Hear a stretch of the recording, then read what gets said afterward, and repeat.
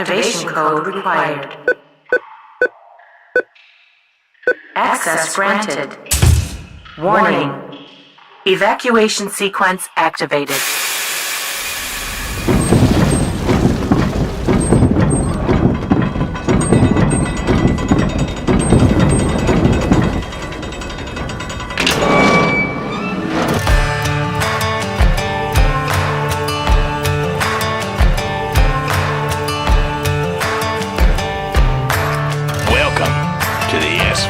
Paranormal bunker.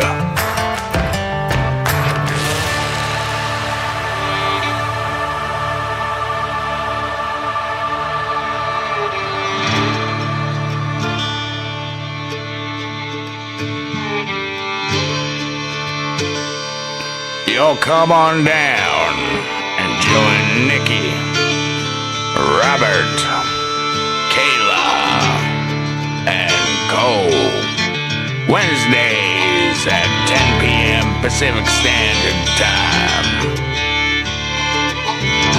Sit with us as we traverse the portals of the universe. Let loose the secrets of the cryptids. Make haste with the truth of conspiracy. And explore the hauntings of our world. And once again, welcome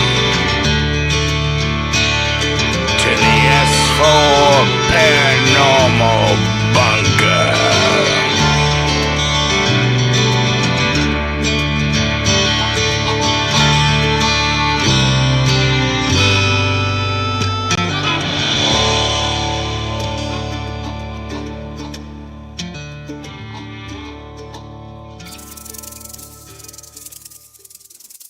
Hello everybody and welcome to another episode of the S4 Paranormal Bunker. Tonight we have the full crew. Almost. Friend, she'll be here in a minute. Friend, but Nikki and Robert are here with us. John is in the studio with us. Friend, he's getting excited for all the holiday seasons coming up. Friend, maybe not this one so much. Like, there's not much going on for a 17-year-old kid. Hey. On Halloween. What? There isn't. There's haunted houses. I might go to one of those. You can't go there and scare the people working there. That's not nice. Yeah, but it's fun. Fred. But why not? Because, for normal people like us, Robert, we got to go in there. We actually have to try and scare him. He just has to walk up. Fred. Uh-huh. Hey, but when they run, Okay. it's a good Halloween. Sorry. They like it. Oh my. So, we are like, what? 2.5 weeks away? Something like that. This is the 9th, so yeah. Friend, 2 I weeks. just made our 3 weeks. family's party invitation for Facebook for our huge party that we do every year. Friend, and this year we're trying to calm it down, which we suck at because we added 3 new things. Oh God, what'd you do? Friend, well, so we're taking away trick-or-treating. Every year at the party, I buy about $300. Me and Kayla buy about $300 worth of candy. And then you eat it all. Well, no, we have all the adults take buckets of candy. And all the kids trick-or-treat from all of us. And they end up with a full bag, the same bag that they'd end up with on a night of trick-or-treating. Yeah. Mm-hmm. And then, of course, because, me and Kayla are buying all the candy, both me and her get full-size chocolate bars to give out at the end. Naturally. So, just gotta remind the kids who's got the candy, So, Yeah. but we've been doing that since John was still trick-or-treating. Yeah. And this year we're not going to. Wow. We're bringing back outdoor games because we got a new outdoor space that we can use, and one of them is. Do you guys remember an egg race? Yeah, it's been a long time. An egg on a spoon. Yeah, spoon. So we got long spoons from Walmart, and we're gonna use mandarin oranges and they're gonna look Which like little makes pumpkins. it so much. That makes it so much harder. Plastic or metal? Oh, metal. We're not that mean because like the oranges are pretty heavy. Like they're pretty weighty, but we're Very gonna let them tons, yeah. decorate their little pumpkins. Friend, That's before funny. friend. I was thinking, if you want to have a dedicated winner, just stick a magnet in the bottom of the mandarin. That's my decoration. Well, so I told Buddy, my sister-in-law, that the prize can be whoever wins. Their mandarin didn't hit the ground, so it's not squished. Yeah. Yay, you won, friend. But and then we used to do a meat man every year, which is we literally take Kayla's mom's kitchen island and make a full man-sized set of meat. Yeah. Like we have Yeah, ribs yeah. in it and different things for the brain and everything. Onions for the toes. Well, no, like we don't go that far. Like we try and stick to just bones. So like there's, but like the legs are usually made out of taquitos. Friend, this year we're not doing that. We're gonna do a charcuterie board instead. But I can't spell that, so when I wrote that on the Facebook thing, it came out as shark coochie. Right? Yes, that's all I can spell. Right? I can spell that for days. Yeah. Right? So I'm very glad that everyone that is on the Facebook group for this party is over the age of 15. Because at least then, like, I'm not going to get myself in trouble. Right?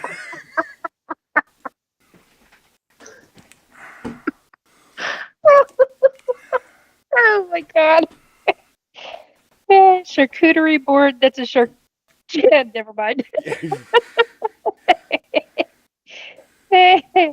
I'm just saying it's a delicacy. Right? Friend, so how are you guys doing? Sore, but doing good. Long day. Friend, How are you? I am good. Friend, things are starting to normalize again a little bit, and friend, all the kids are in school finally. Yeah. Friend, That's a doing their big thing. deal. Well, except for Hunter, but he is job searching right now, so friend, Yeah, he's got that's not interviews easy. Yeah, he's got interviews coming up this week, but we're at the point where no one wants to hire anyone under 21 now. Mm-hmm. Yeah. So, And then there's holiday work, so he should be able to get some holiday work, at least something for temporary for the season. Well, they all want someone who has experience. That's the problem. Yeah, even Walmart accepts that. Yeah, and most Wow. people don't accept Interesting. under 18 or under 20 for holiday work. Yeah. Wow, that's different. That's very different. Yeah, because I've got a couple of friends on the East Coast, and they tell me, we are having a hard time finding people to even work, to actually show up for work. And I know somebody here in the greater Puget Sound region who is pretty much telling me the same thing. When they try to hire and people don't show up, and it's like for the interviews, and it's like, are you freaking kidding me? So I've been learning a lot of different things, East Coast, West Coast, regarding job situations, and I'm like, but there are actual people looking and searching for work, and many of them will and are doing interviews, but it's not enough. No. And like for one reason or another. Well, number one, anyone under the age of 18, you can't insure pretty much for anything now. Yeah. If they get hurt on the job, you're screwed. Yeah. And as a business owner.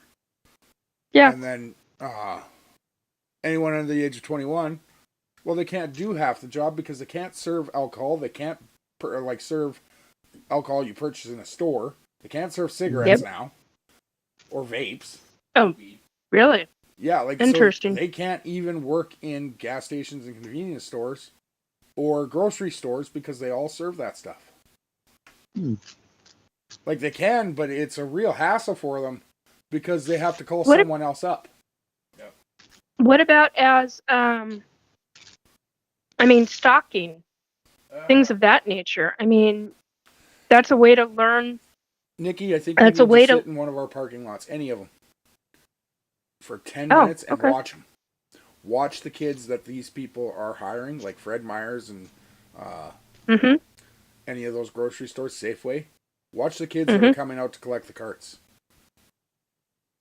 Now, half the places, they're not kids anymore. They're 50-year-old men. No, they're not. That's just what I was going to comment on. Yeah, there's quite a few of them that they're are working their asses off. Well, here you're looking at 30-year-olds.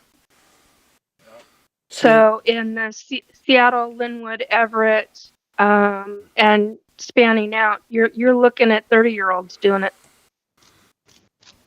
See, and here we do have some little kids doing it, the younger kids. Like Fred Meyer's has a couple kids that are under the age of 18. I guarantee it. At least I fucking hope they are, because if they're that short and small and they're over the age of 18, I feel like so bad for them. Friend. There are some people. Oh, I understand. It's even the faces. 2.5. Yeah. So, but they got the baby face still. Yeah, and but they're walking out there taking 3 carts, leaving the rest, and then not coming back. That's not what the job requires.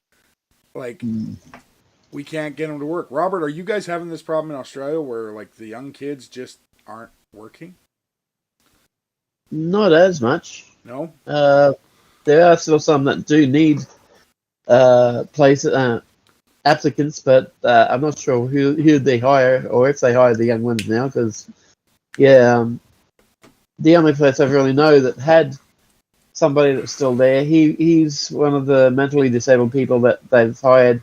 They hired him before they hired me when I was in the IGA before it turned to Drake's. So but he does all the trolleys, and they sometimes get him to do the cleaning of the rails and the mopping of the store and stuff like that.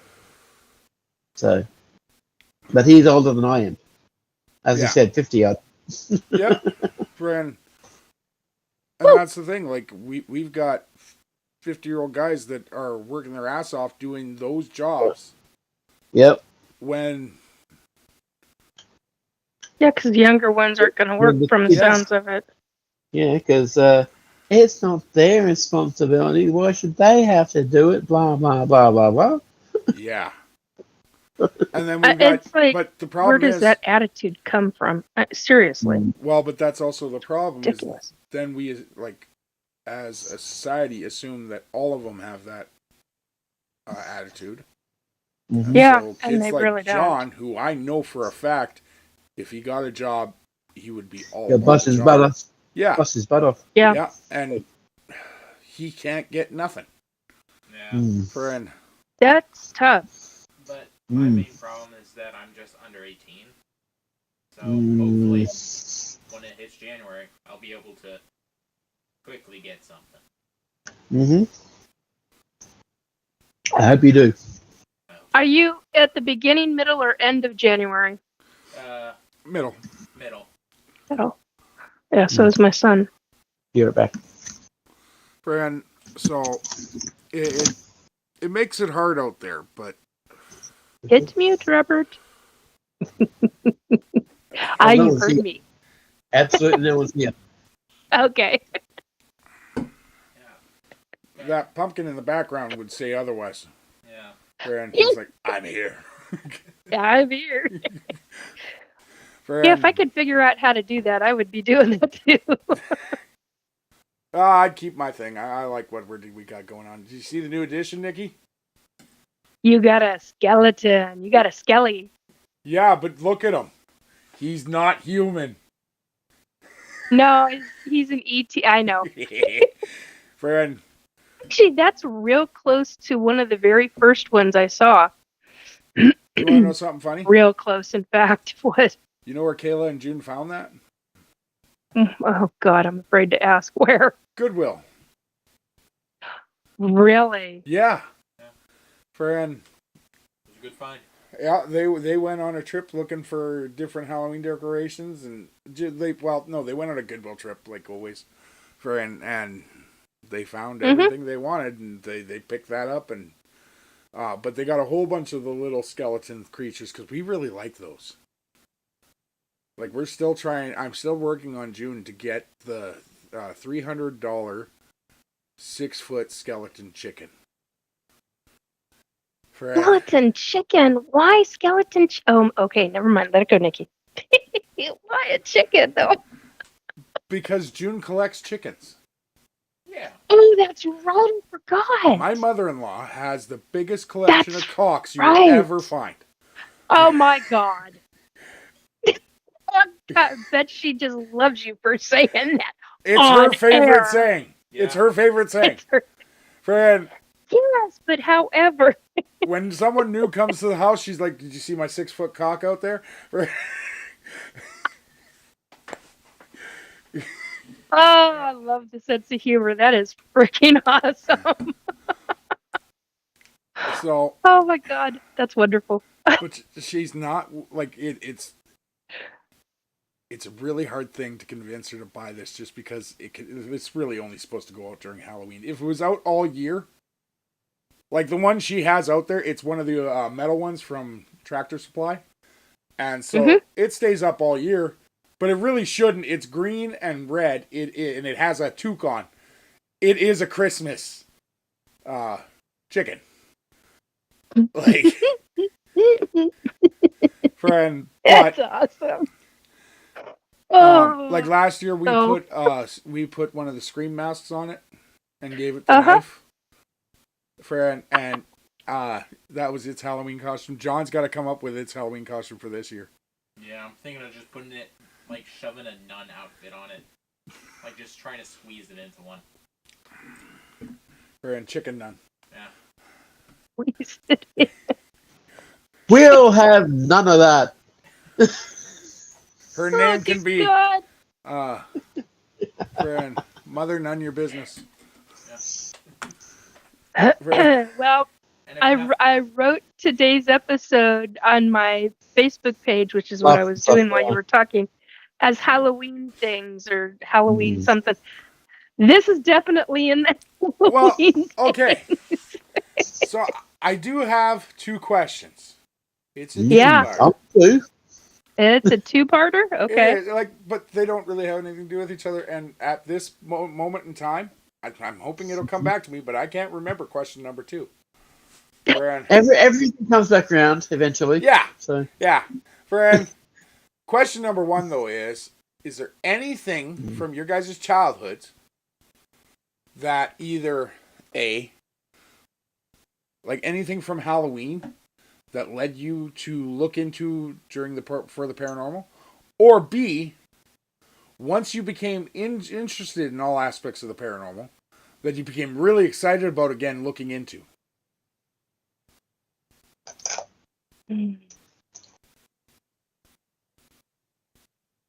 Oh, wow. That one's going to take me a couple of minutes to think on, simply because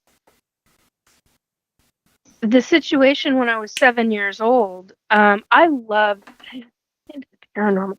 I absolutely loved trick-or-treating. That was, I mean, back in the 70s when I was a little kid, that was a really big thing. But I had so many spirits coming and going up until I was 6 or 7, when I had, 7, when I had the ET standing in front of me, and then all of that went out the window because I was too afraid. So after that, because I was too terrified. Excuse me, because she was like a reptilian, or a hybrid of a reptilian, as I would call her now. But so that was my monster. I mean, hardcore. That was really my monster. But what actually? That's a very good. I don't know. I think going down with my mom in the 1980s, back down into Seattle, because we were living in Mount Vernon at the time, and we were going to be spending a day in Seattle. And we went to the Seattle Underground tour. And back then it was very different than it is now. Because I've done it 3 times. Excuse me. And sorry, folks, I'm getting congested again. And so when Mom and I went in the 1980s, I was very bored with it until there was a spirit who, the only way I can describe it is they walked by and I smelled them and felt them. And our very small tour group at that time, nobody was freaking walking. There was not a breeze of air down there because it smelled like old dirt, like sitting dry old dirt down there. And when I went back in the late 1990s, early 2000s, and then again in the mid 2000s,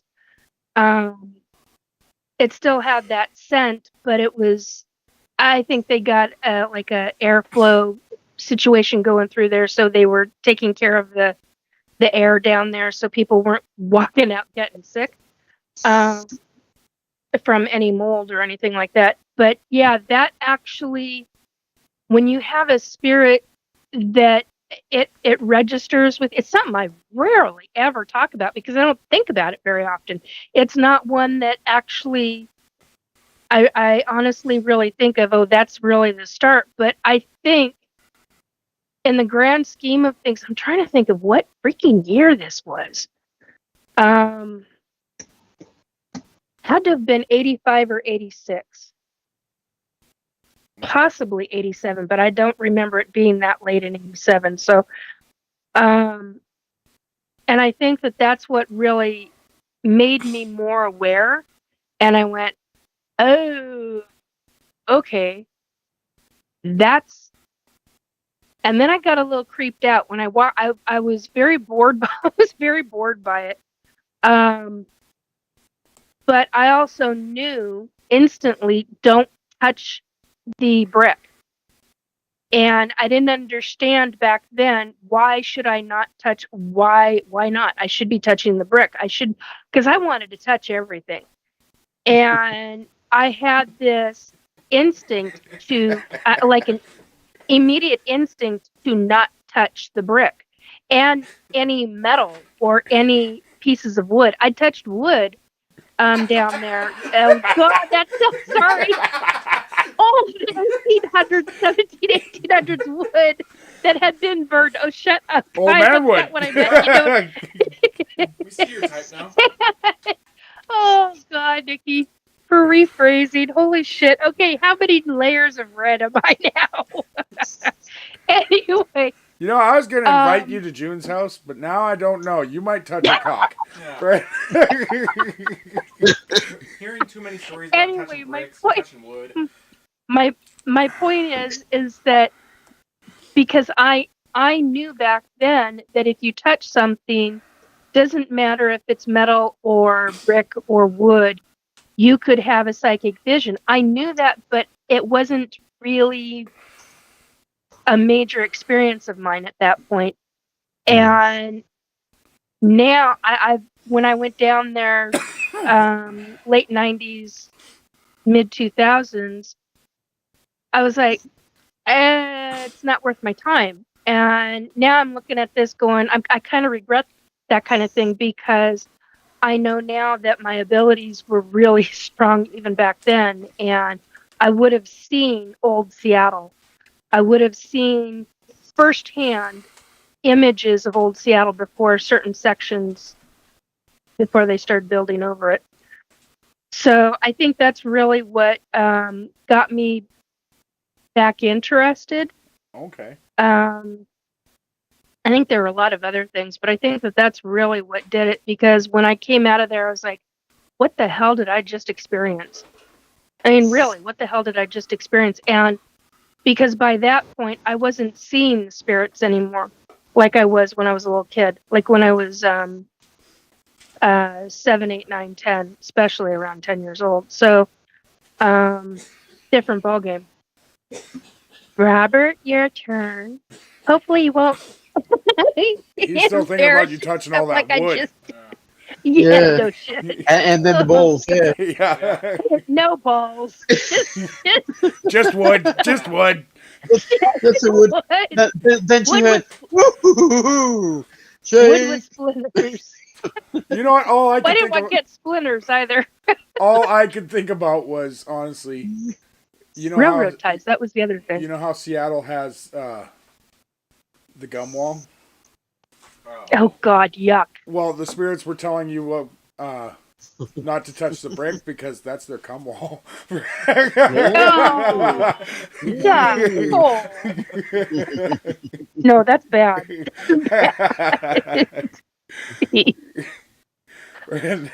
Yeah, there was actually a section. There was actually a section, a room, a completely open area that was totally brick all the way around.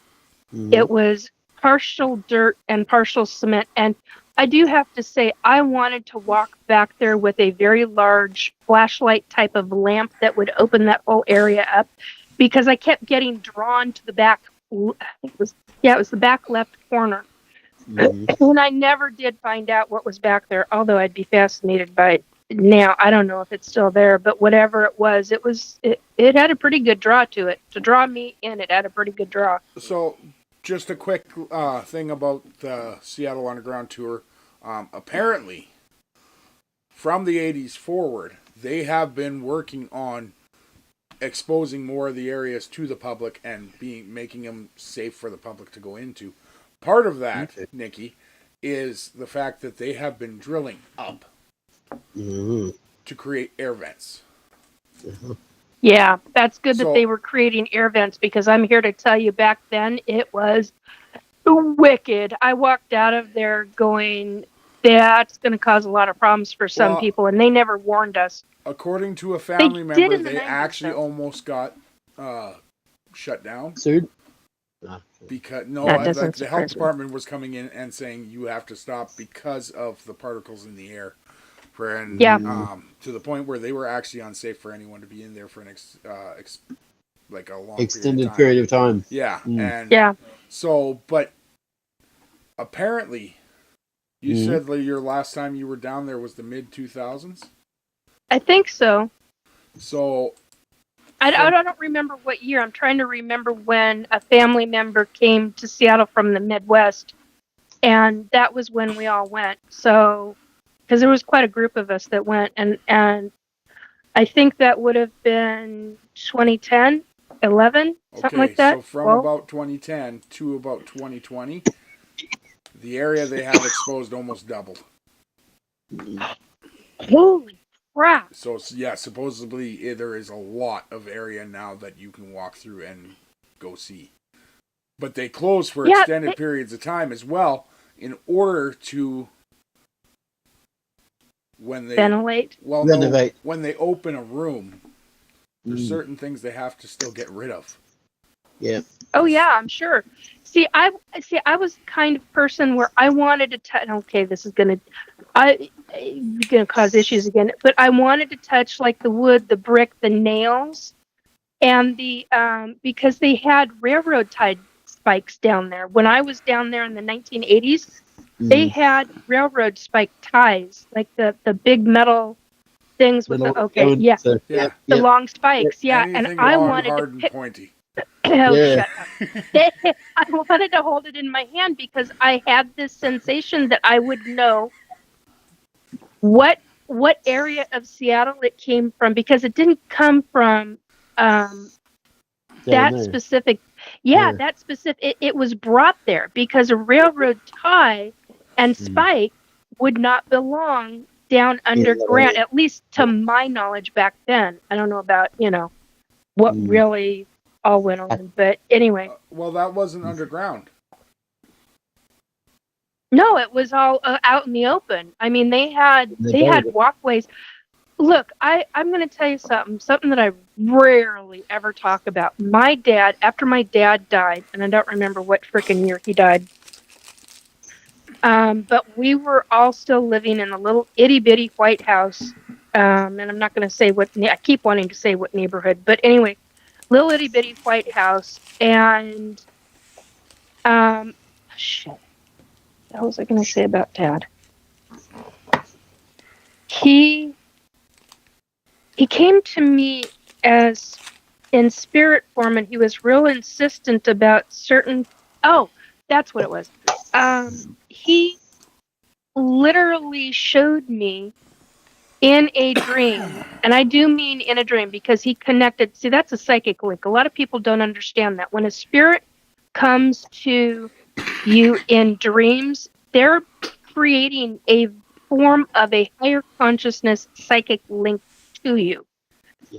Excuse me. And what he ended up doing is in this dreamlike state, he showed me what it was like for him walking around in Seattle in the 1960s, in the late 50s and early 60s, long before I was ever born. There were things that I had never seen pictures of downtown Seattle the way that he showed me. And I only came across those pictures, actual photographic evidence in, 2020, 2021. Yeah, it was somewhere between 2020 and 2021 because it was right after the pandemic started.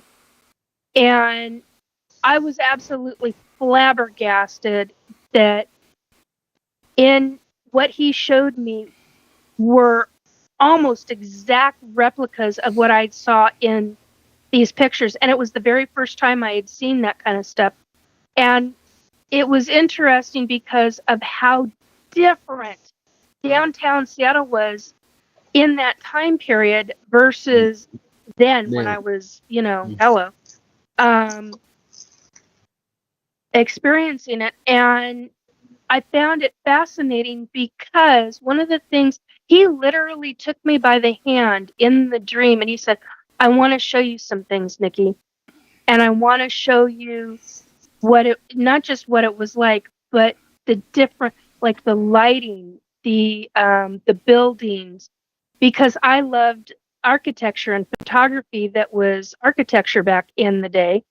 And well, more than just that, I loved taking pictures of people and doing portrait photography and all of that. And so he was trying to remind me of certain things with the architecture. Mm-hmm. But I got a real understanding of like Pioneer Square and Pike Place Market and the different historical locations in Seattle. I'm getting... okay, somebody's here. Wow. Okay, so wow, that's really rather intense. And it correlates somehow, I can't remember exactly how, but somehow it correlated back to before any of the underground stuff started and any of the tours. And I got to see bits and pieces, different bits and pieces. It absolutely fascinated me, some of this stuff. And then to see it in pictures all those years later, more than 20 years later, because that was the late 1990s. It just fascinated me. Absolutely fascinated me. Robert, that looks really good and sounds really good. What the hell is that? Spring rolls. Spring rolls. That's why I love spring rolls. One of my favorites. Anyway, so a very long-winded answer to your question, Cole, and very humorous at times. Wood. Oh dear. God. That's the couple things I'm not going to live down on this show. That's one of them. Yeah. God, you guys. Sure, friend. Don't touch the wood. We at least know what to get you for Christmas. Yep. No. 2x4. Right. Oh God. I'll be going. What the hell is this for? Decade. Well, with mine started at about 2006 because I'd come over there at 2005, just after Halloween. So I was able to see all the pumpkin decorations and whatnot that were still out, that they left out for the critters to come and get.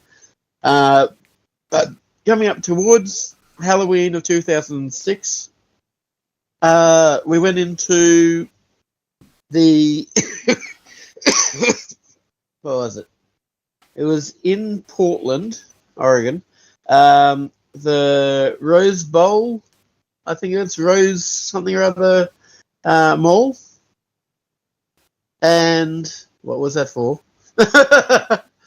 And we went in. There's a I call it a delicatessen, but it's not. It was a bakery, very famous bakery in Portland, Oregon, called Rose's something or other, and they made like gigantic dinner size, plate size cinnamon rolls, donuts. Cinnamon rolls. Yeah. Yeah. I mean they're bigger than anything they were bigger than a plate. Yeah.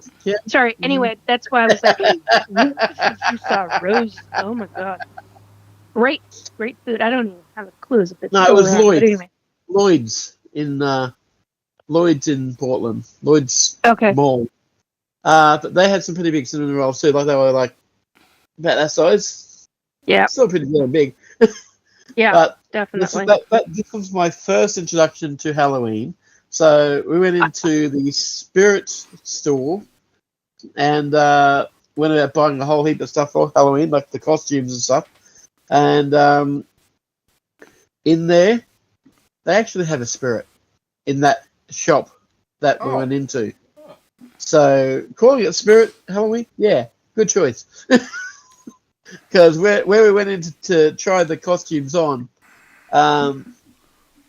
obviously it had been a shop beforehand, so I'm not sure how many shops beforehand it was, but there was a guy's face that was sort of half in and half out of the changing room wall when I went in there. So, and knowing what I know, they can't hurt you, so I thought, stuff it, I'll get changed anyway. And yeah, left him in there. I would have called him a pervert. Probably. He just wanted to Nikki. Yeah. I'm sorry, what was that, John? He didn't have any of the wood. It was fiberboard. He just wanted to touch the wood like Nikki was.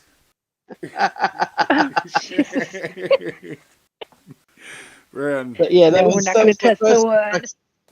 was my first introduction to Halloween, and the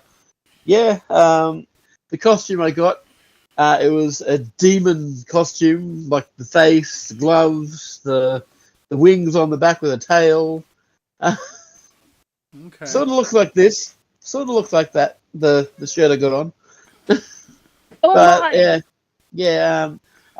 We went back for Halloween to that store because they were giving out the candy and stuff.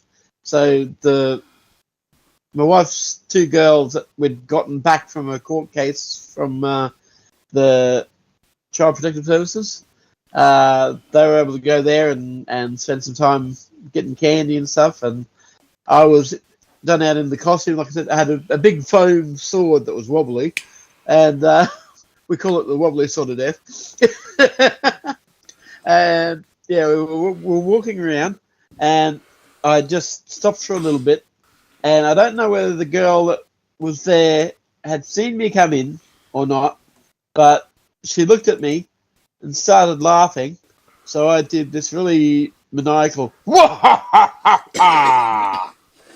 scared the shit out of her.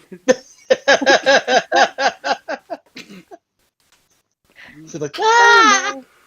I think she was about 15 or 16. So So after that, we came back here in 2007, I think it was, and they had just started bringing Halloween stuff down here. Because before that, there was nothing. Okay. So, wow. That's weird to think. Yeah. Yeah. Yeah, it is. Friend. That makes me think about other countries. Mm-hmm. They don't have Halloween. Some of them don't, yeah. Some Very don't few even of have them have the 4th of July either. No, they all have the 4th That's of good. July. Yeah. We don't Hello, have Kayla. Thanksgiving either. Every country has the 4th of July. They just don't do nothing. Yeah. Well, except North Korea. That's not true. Half of them go to work. Ah, Mm. What losers? Having to work on the 4th. Just like going to work on the 5th. Now I know where he gets it from. well, That whole everything in America is better and bigger. I never said that. Friend. Uh-huh. Including the wood. Apparently. Like I said, I'll not live that one down. Didn't even think about it when I. Oh, John, guys. do you have anything from when you were a little kid that made you want to pursue this, or that you thought of once you started looking into this more?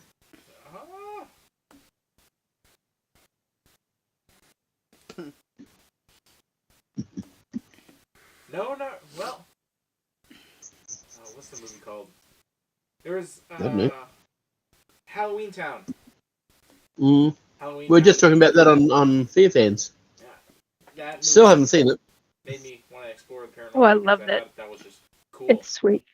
Because, yeah, I want to be a goblin or monster.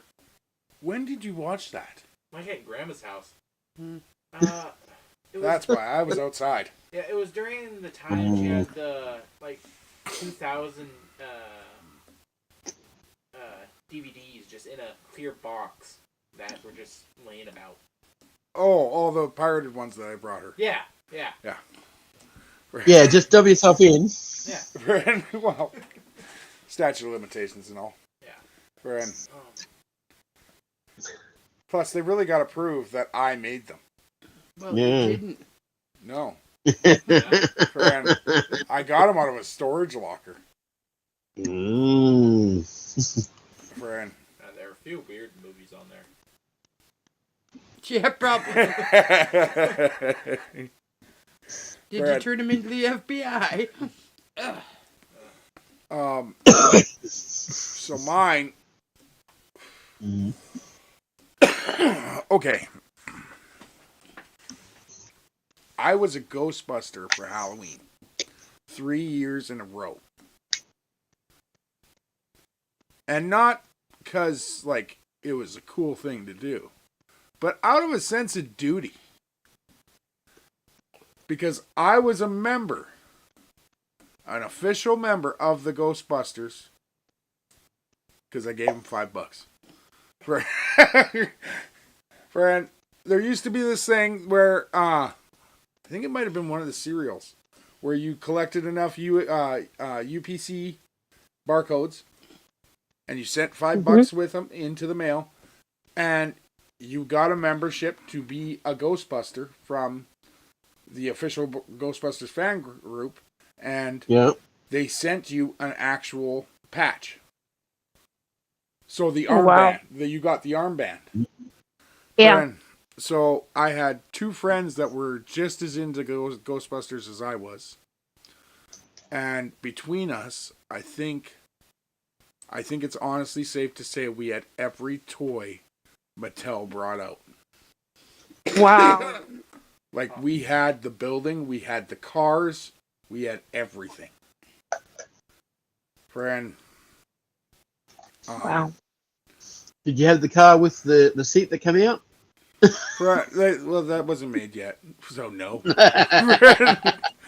But, we had 2 Ectos. Yeah. Friend, and then we had the full building.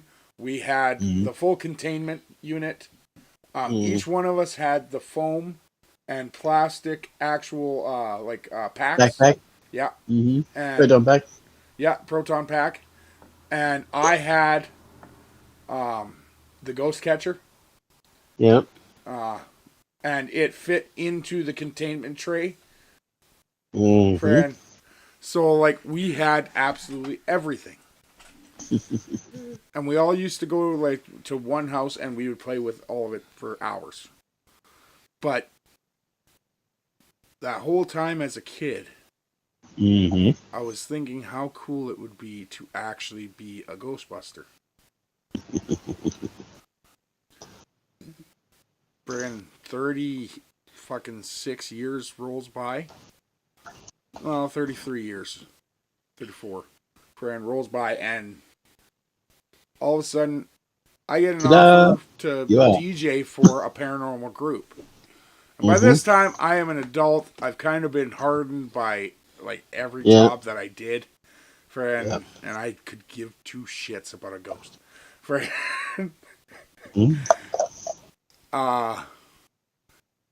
But then that group showed me some things, and we went on a few excursions,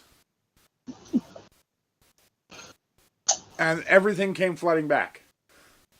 And I'm not kidding, guys. Like, for years after Ghostbusters, it was Star Wars. I love Star Wars. Friend. Oh God, yeah, me too. Till I was almost like 34, 33. Friend, everything was Star Wars. Like, I got Star Wars stuff for Christmas every single year. And then all of a sudden, I joined this paranormal group, and I'm getting Ghostbuster shit again. Friend. And I'm that excited. Was me with Santa. Like, I have I actually have a jacket that is the actual uniform. And it has my name on it. Like, nice. Friend. So, like, that was one of my big things that as soon as I became part of a paranormal team again, it became a thought again. Like, how cool would it be to be a Ghostbuster? Now, half of it's not possible. I will admit that. Friend. But only half. Friend. I don't think I could make a nuclear pack that would fit on my back. And I don't think I want to. But if someone else made it, I'd be okay with it.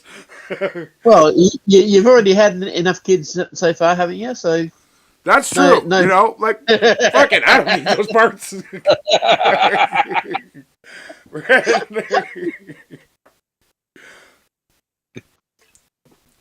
I don't know, like, like, I have all kinds of things like that, but, like, I don't know if they are exactly paranormal. Like, fuck, I was probably 13 when I stopped believing that the Ninja Turtles were real. Fred. And I stopped actively looking for them. In the sewer system of Drumheller, Alberta. Like, I knew they lived in New York. But come on. Maybe they traveled. You never know. Yeah. Friend. But I don't know if that's actually considered a cryptid. What do you think?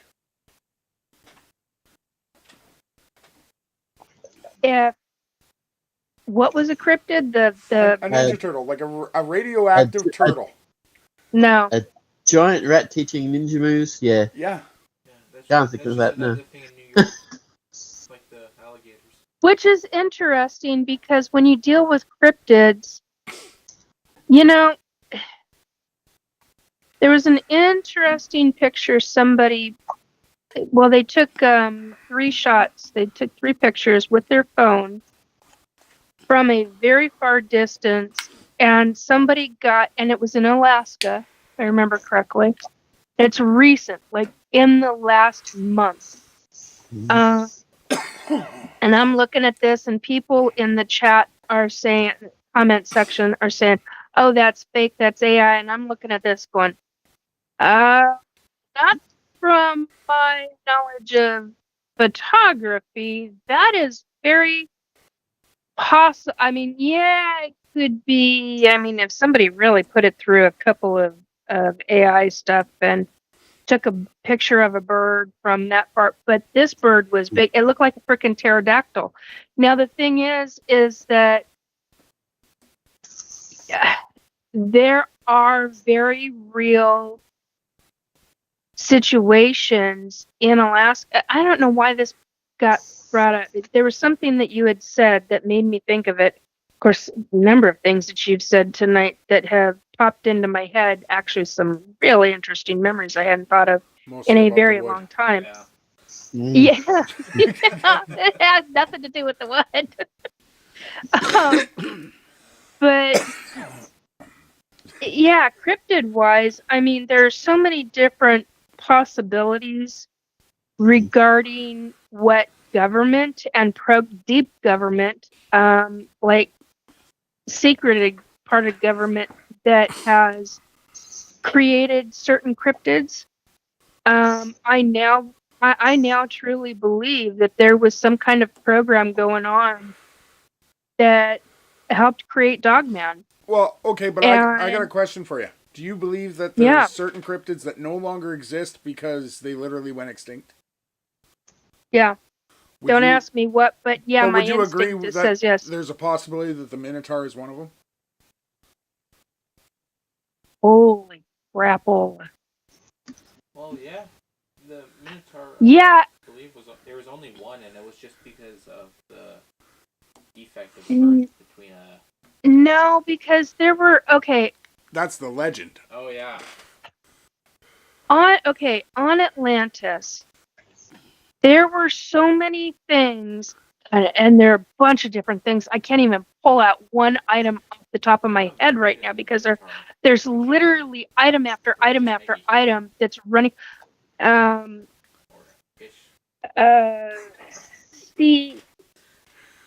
SEA, like mermaids, they're real. It's not a cryptid, it's a sea life. But there are other things that were walking. Oh my God, large crabs that are like gigantic, like size of my bed. I got a question for you, Nikki. Go for it. If the Minotaur and the mermaid were real, and it sounds like they were alive around the same time, if a Minotaur and a mermaid got together, would that just make a man, God. Or would that make a half fish, half tar? Incompatible, dear. Nah. Something that I learned from the ET. Something I learned from the ET. Yeah, but they both got human parts. I have a more important Doesn't matter. They may not have the same sexual parts. You get a Minotaur. So you're not gonna get one of them pregnant. I have a more important question. And the seashells wouldn't fit. You get a Minotaur by a man fucking a bull. Or a cow. Oh! Right, okay, so that's because, like, the man's in the back, so the back's Yeah, human. that's the man. Fran, so, Yeah. Fran, God. Oh, but what happens if a bull fucks or a Minotaur, a male Minotaur, fucks a woman? then she's just born. You just get a baby? She's just born with udders. Ooh.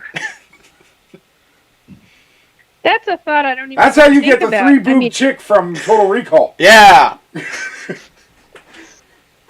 Or from what is that one with the one-eyed, purple-haired? It was a animated TV show. I can't think of the name of it. In the 1990s. I know what you're talking about. My Something robot? Monster. No, that's not it. Shit, I know this. And it's all out in space, and the kid wakes up like thousands of years later. 32, or something like that. No. Anyway, I think diehards would remember it, but I can't think of what it's called. But anyway, yeah, there was an episode where our family used to watch it all the time. My kid was old enough to watch it, and had to have been in the early 2000s because he would have been a teenager at the time.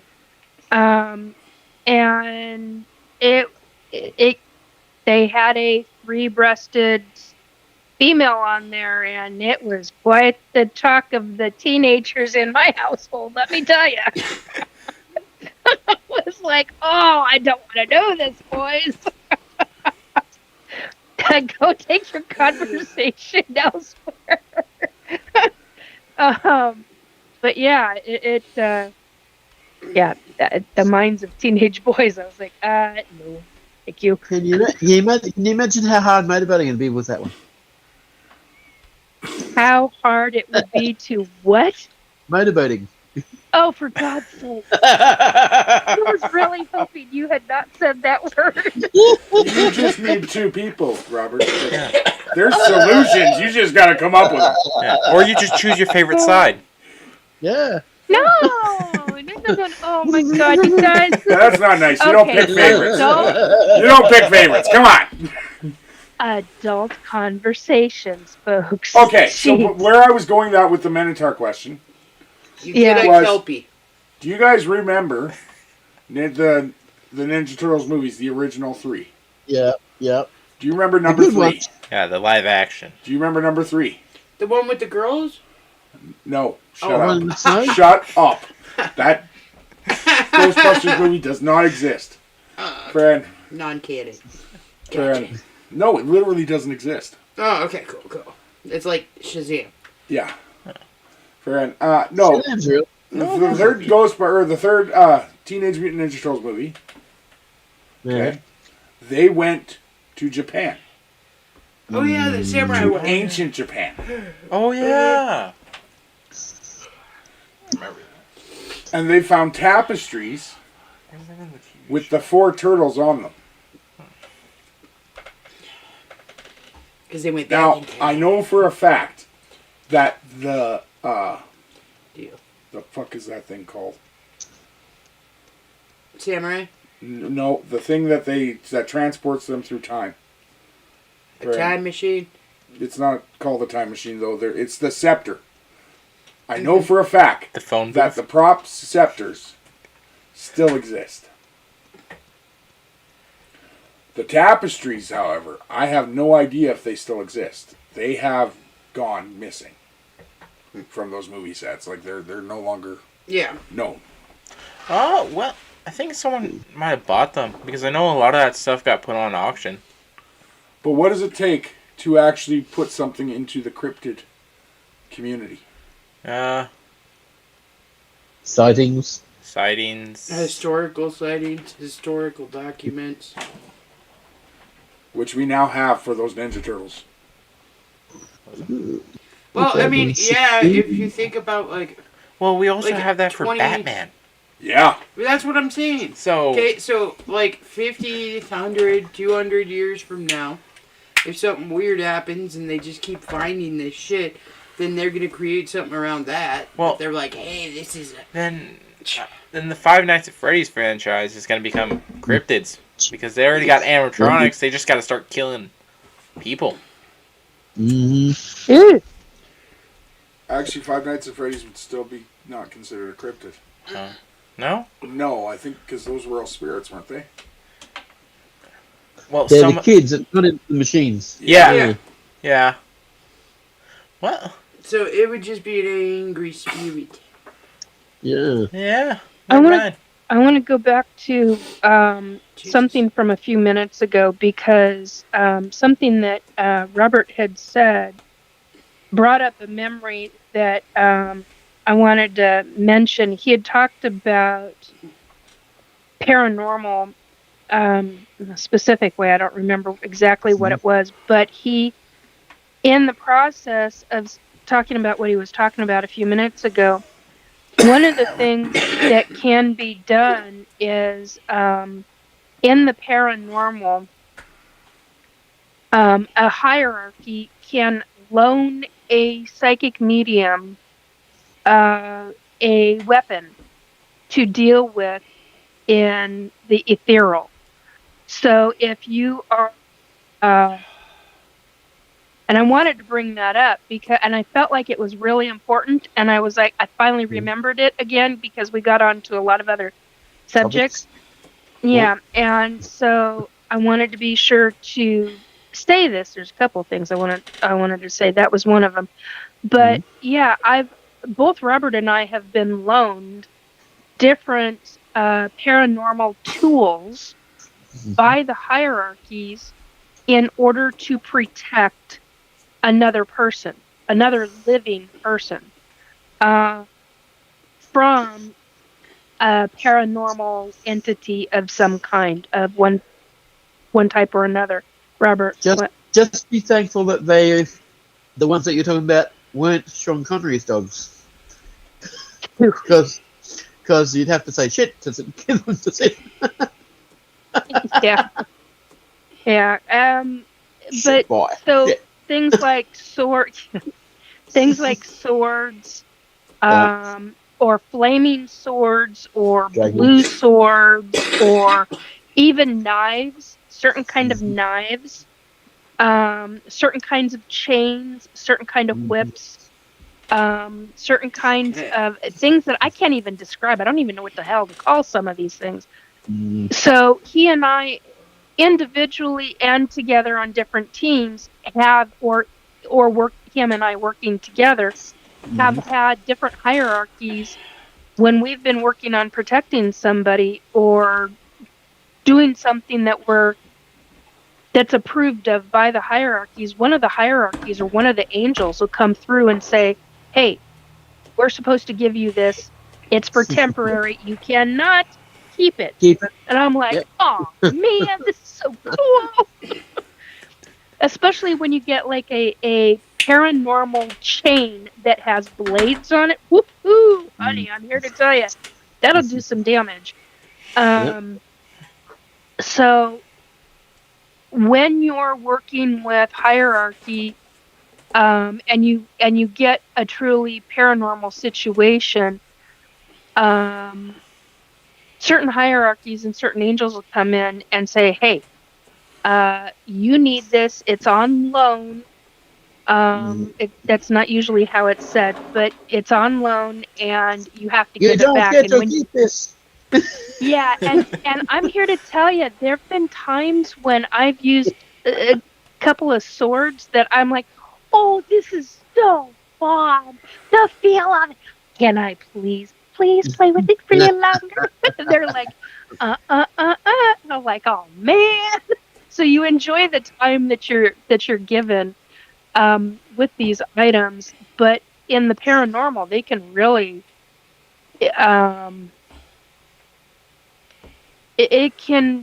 you learn a lot. If you're not working with hierarchies for the positive in a specific way, you're not going to be allowed to use any of that. You'll be talking to an angel or to a hierarchy, but if it's a big deal to be loaned these items. It's a really, really big deal. And not a lot there are a number of people that are allowed to use it, but not like a vast majority get to use it. So it's a real treat, it's a real treasure, and it is something that needs to be recognized as what's the right word I'm looking for, Robert? A privilege. Yeah, privilege. Thank you, Cole. It's a very big privilege to be allowed number one, just to even be allowed to see it. Number two, to be allowed access to it. And number three, to be allowed to actually use it in the way it's meant to be used in protection methods. And so that's something that I wanted to make a clarification on, something that Robert had said. Wish to God I remembered what the hell it was earlier. But anyway, Nikki, so there's that info. Yes, if you look at the chat, like our personal chat, friend, is that the cartoon you were talking about? Because I remember him being one-eyed too. No. But for some reason, that one's not. It's not that. It's not that. Did you guys ever watch that though? Monster Inc. No, I didn't Monster. even know that. You wouldn't have watched it. Oh, I do remember that. No, it's not. No, we didn't watch that one. I had that doll. I'm trying to remember what the hell the name of the show is. If my son were awake right now, I would go ask him, but or I'd send him a text message. But I don't remember the name of it right now. Which also makes me realize it's a space. My parents were a lot more indulgent than I realized as a kid. Oh yeah. Fuck, I had that doll, I had Alf, I had every fucking thing that I really wanted each Christmas. And And he came with the chains. They were plastic, because who gives fucking metal chains to a kid? That's fucking insane. Oh, it's the 90s. Huh? It was the 80s. Oh. But still, like, they were full handcuffs that you had a key for. Oh. But if you really wanted to get out, you could bust them apart. But no one ever wanted to do that because you don't want to break your toys. Which one? Yeah, that was a sorry album. Futurama? Futurama. There's an episode, if not 2 episodes, with a 3 busted. Yeah, woman. Yeah, woman. There was also another one. Don't remember the name of it, but it's been a while. Same kind of situation, but it was a bit more adult. Mm-hmm. American Dad? I just don't. Excuse me? American Dad? No. Although we did watch American Dad, but it wasn't. That's the only one that didn't come back. I liked American Dad. I thought that was hysterical. You know, Futurama's, they're making new episodes right now, right? Yep. Are they? Oh God, Yep. That's the wrong thing to tell me. I'm gonna Futurama, be glued to that King of damn the Hill. TV. Jeez. And there's another one. I know Family Guy is still making stuff. Bob's Burgers. Yeah, they're still going though. Yeah. Futurama but and I'm not in. King of the Hill actually died out. And now they're Because of all the propane. Well, I know some God, I shows loved from my Futurama. generation that are starting up again, like Adventure Time and a few other ones. Are they? Yeah. They're getting like spin-offs and all this other stuff. It's pretty cool. Additions too. Yeah. Looking for the other one right now, and I'm not. It's weird because all these other ones that I vaguely remember are showing up more than. No, it wasn't Dexter. Oh, Dexter's getting new. No, Dexter already did. They had. Oh, Did yeah. it? Oh, wrong Dexter. Yeah. Dexter's Laboratory. That will never get a reboot. Why? Because Probably not. There are things that I loved the that creator's dead. Yeah. One of the things that I learned from my dad's dad, my grandfather, was to, in your 80s, always forever love cartoons because they can help bring out the child in you and they can help ease stress. Yeah. And it doesn't matter if it's a child cartoon, as he would call it, or an adult cartoon, as I would call it, because there were some cartoons, and it's all called animation now, but there were some animation. I mean, I loved animation more than my son did. So. I can agree with your grandfather. Yeah. As long as it's made on this side of the world. Hey, anime is not that you, bad. fuck you. I'm just saying, there's good ones like Death Note, Berserk. There used to be. You just got to get around some of the weird stuff, but other than that, it's pretty good. Yeah, there used to be, but not. Yeah, they turned it into some very graphic adult it's graphic not situations. you just got to ignore the bad parts and then follow with the storyline. Hey, I gotta be perfectly honest. I love anime.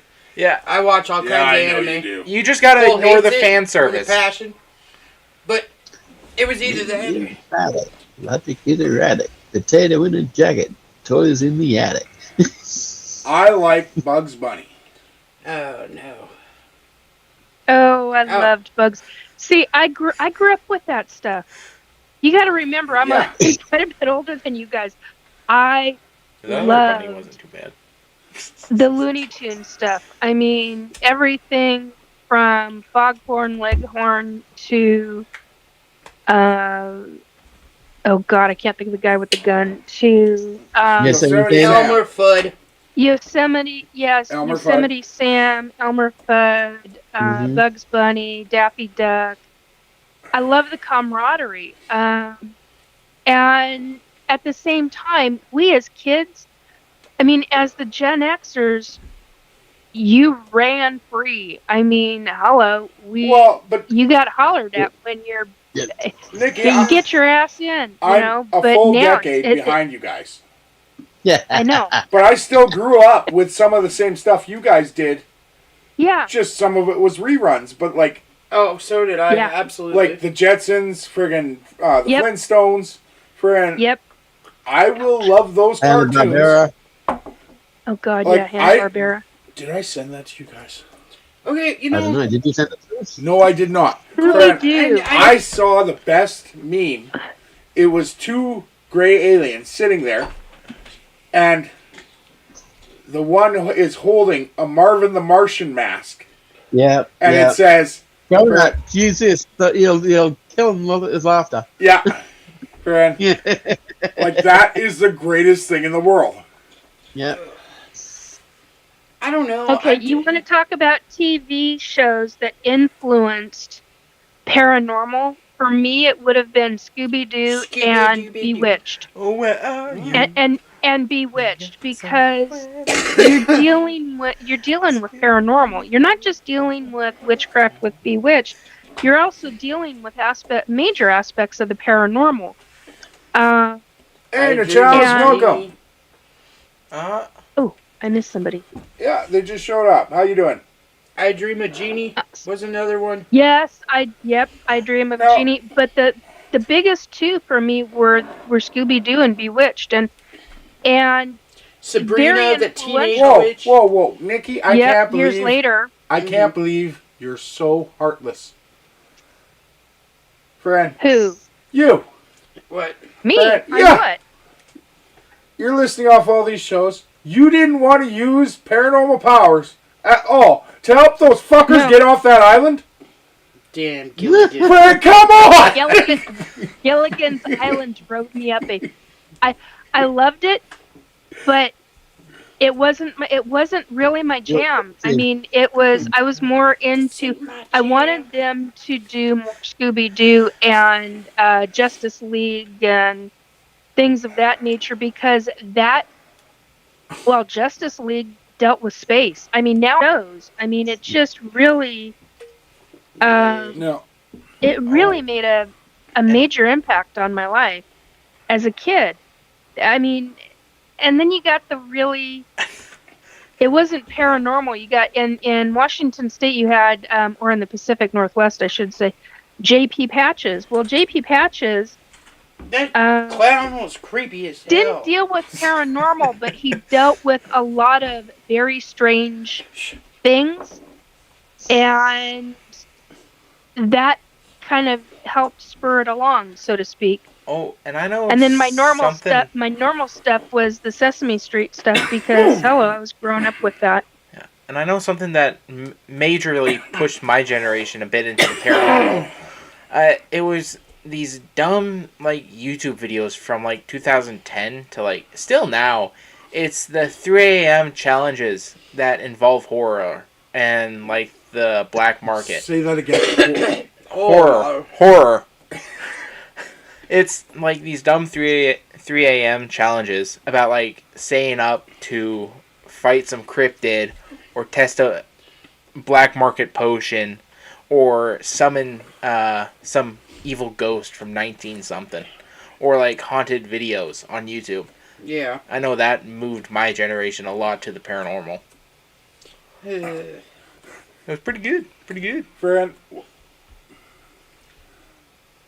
I will say, since I was a little kid, I have been a fan of Scooby-Doo. And the thing is, my generation got 4 versions.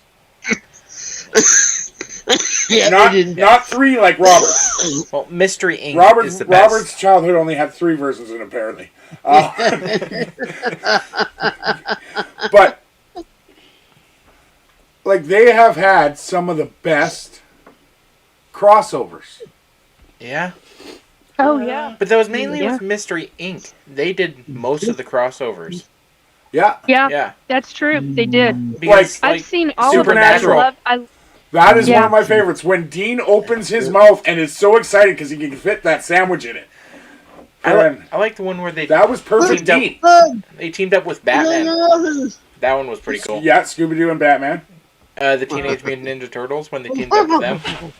I don't count that one. I'm really upset about that one still. Friend. One of my favorites was Scooby Doo with Cher and Sonny Bono. Yes, I remember that.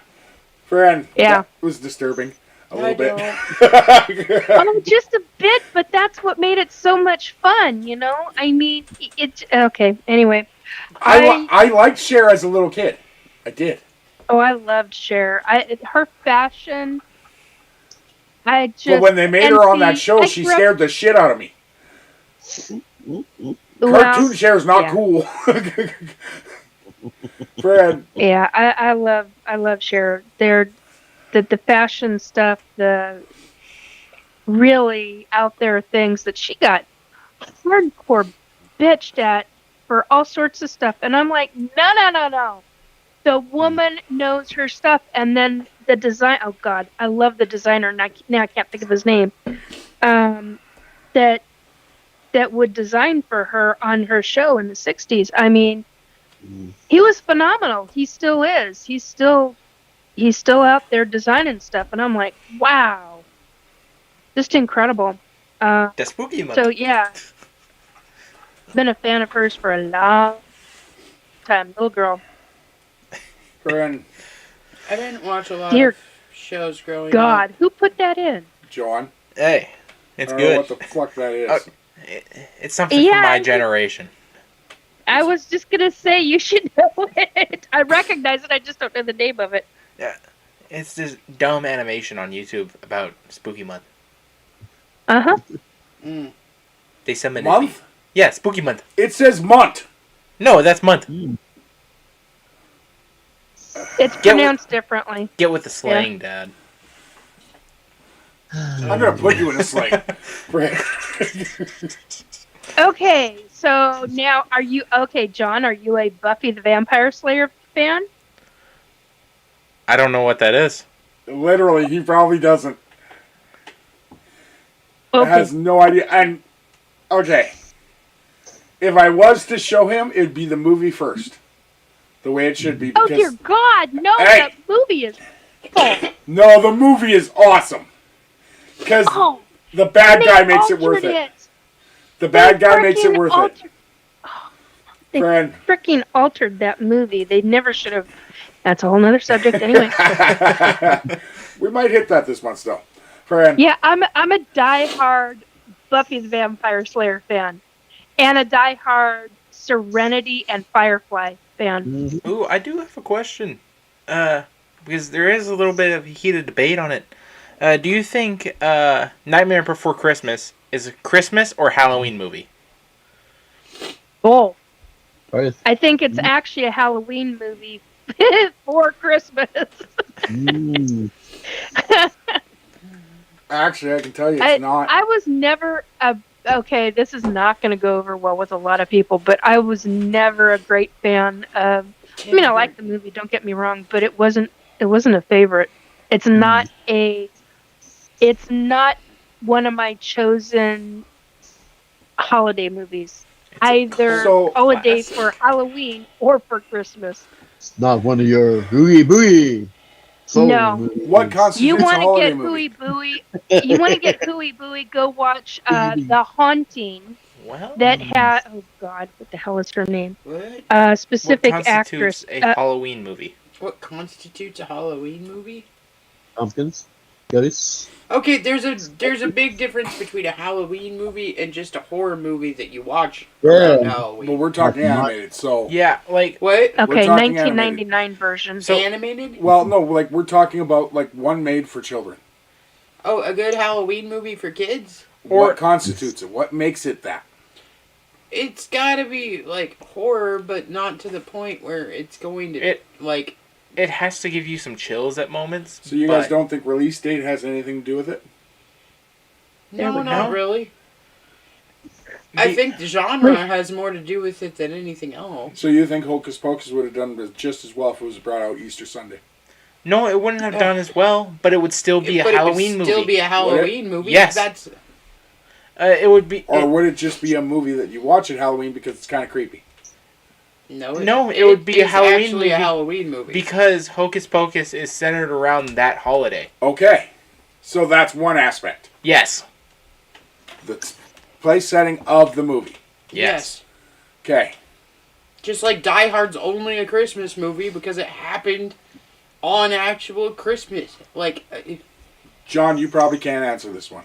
So Probably. I'll leave you out of it. Okay. What's Black Christmas then? Black Christmas? It's the same as like Krampus or any of those ones. It's a Christmas horror. Is it? Are you sure about that? I don't fucking know. In my mind it is. It's not said at Christmas though. It don't matter. It has Christmas in the title, therefore Christmas. Yeah. If it has The Haunting, 1999, with Liam Neeson, Catherine Zeta-Jones, Yeah. Owen Wilson, and Lily Taylor. You want to watch a movie that is really good, paranormal, that is closer to truth than anything else. Oh yeah, for me to say that is a big frickin' deal. The Blair Witch. But I hate the Blair Witch. I'm sorry, I do not. That is not even remotely close to me as a come close. But The Haunting, the 1999 version of The Haunting, is probably the best movie out there regarding what it's like being in true paranormal. Okay? Would highly recommend it. Now, I know other people that are going to go, oh, that's bullshit. No. But when you're dealing with it like Robert and I do on a regular basis, that is the closest movie I've ever come across. But Nikki, that is like, it's like what it's really like. What? The question is that a Halloween movie or is that a paranormal movie? Paranormal. To me, it's a paranormal movie. It can fit a lot of different categories, in my opinion. But in the grand scheme of things, to me, it's a paranormal movie more than it is a Halloween movie. But that said, it's one of my favorites to watch during Halloween. So then, it's differentiating between different sections of horror and paranormal. Yeah. Depending on if it's an actual Halloween movie. Yeah, because you look at the different things like different scenes. For example, she's telling her great-grandfather, "You go back to hell where you belong," and the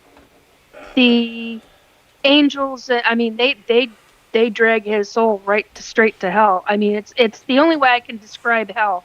What about Frankenweenie? But it's not really hell. But they take his soul because he's done so much evil. But the thing is that you've got situations to where in that movie, to where you've got paranormal that is actually affecting real living humans in a way that real paranormal would. And that's why I like it so much. And for me, wouldn't that's Slender Man also something. do that? The movie Slender Man? Because Oh God, I haven't seen that. So with the Spiderwick Chronicles? Yeah, because it's because people already think it's true online. Oh God. To a very real extent. Slender Man's just a crazy ass thought form. It's not even a those paranormal, they're basically thought forms that are brought to life. You were just asking about new cryptids. Yeah. Slender Man would technically be considered a cryptid. And a ton of the creepypastas around Slender Man and that genre would be considered Slender cryptids. Man has officially been given the cryptid status. And wouldn't the Rake too? Well, there's a lot of well, yes. Yes. But see, there's a lot of things like that where they're not necessarily, they're like more thought for them than anything else. Yeah. To answer your original question, though, what is your thought on it? Like, which one is it to you?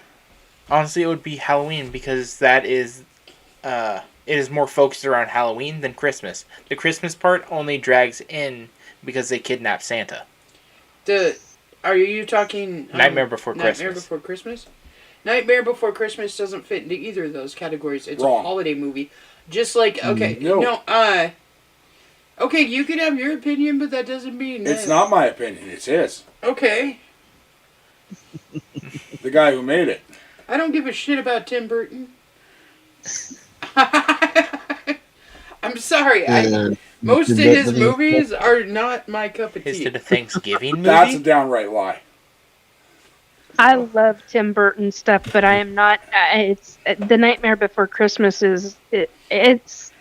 I like Edward Scissorhands. I just watched and The Corpse some of the Bride. other stuff.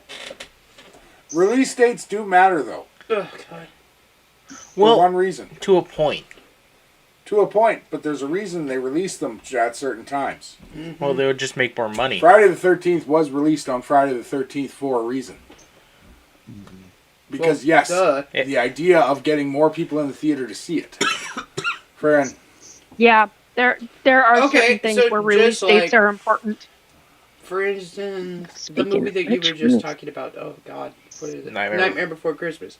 Of course, they would release it in Halloween. Halloween comes before Christmas. Okay? Yeah. So they could get the best out of both holidays as far as people coming and viewing it and renting it and seeing it. It's like how But movie studios... The other part of creating a holiday movie that is actually based off a holiday and calling it that holiday's movie is also the idea of when the major parts of the world watch it. Okay. Who watches Nightmare Before Christmas on Christmas? Quite a few people. Not really. Yep. Even Tiana doesn't. Yeah, well, I'm sure there's people that do. And she's the biggest fan I know. Because there's Well- that's the problem, is Christmas has so many movies you have to watch already, like Rudolph the Red-Nosed Reindeer, friend, White It's a Christmas, Wonderful Life. It's a Wonderful Life. What? Friend, Christmas? Black Santa. White Christmas, Die The Hard. Holiday Inn. Die Hard. There's all different. Die Hard. Yeah, that's a mandatory.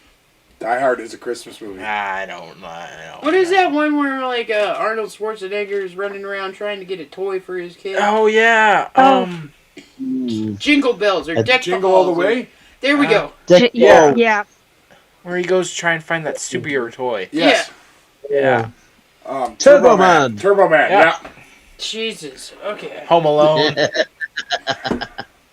Well, like The Haunting, That's it my came out favorite. in July.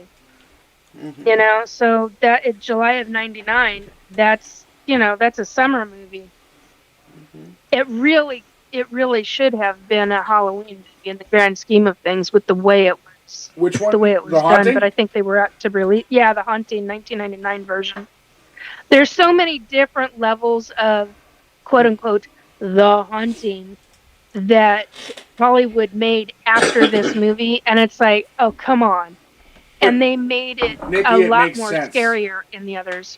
It makes sense for it to be released when it was. Why is that? For the reason that is more of an adult movie.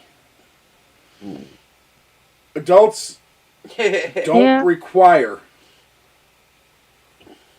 mood. We can go watch a movie at any point. You release something, we'll go watch it. Friend, Well, some. it's why they're still able to release shit in the summer. Because think about it, because we're still willing to fucking leave that sunshine and go watch a goddamn movie. Friend, otherwise we wouldn't have summer blockbusters. We would have winter blockbusters. I was just full of Halloween movies, and they're claiming that The Terrifier is a comedy horror about Halloween. Huh. How do you get a comedy out of that one? Well, Freddy, the original Freddy Krueger, Michael Myers, I think they're all considered comedy horrors now. Cult classics. Yeah. I have to tell you, Well, when it's I because saw the kills are just funny. Oh God. it wasn't at the time. But when you're watching, when you're watching, in the 80s, and you didn't have this kind of stuff.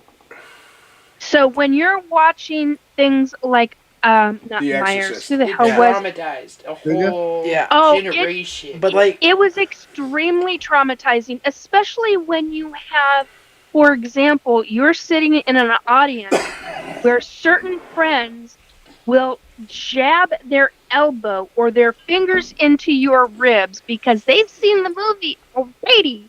You've not seen it, and you hear different audience members screaming at the time that somebody is literally getting cut in half. God, I can't think of the name of the movie. Yeah. with my generation, we And- grew up with like seeing horror And in daily Friday the 13th, with like Friday YouTube the videos and all 13th that, and Freddy and it's just Friday funny. Friday the 13th, Freddy Krueger, Halloween, all of those movies in the day when they came out were terrifying because we couldn't conceive of things like that. Oh, shit. Now it's been so inundated, so overly done in Hollywood And Steph, yeah. that the scare factor. Desensitized to it. Okay, but not just Yeah, in you are Hollywood. desensitized to it. It's not just in Hollywood, guys. You got to realize what our kids Oh, are. it's all over the freaking world. Well, but think about what our kids are able to see compared to what we could see. But Yeah. then they blow shit up on YouTube. Well, even Yeah. even that, worse than what we see on TV. On we news can get even. around it. Do you guys remember the guy in downtown Seattle, the native guy who was deaf, who got shot by the cops? Yeah.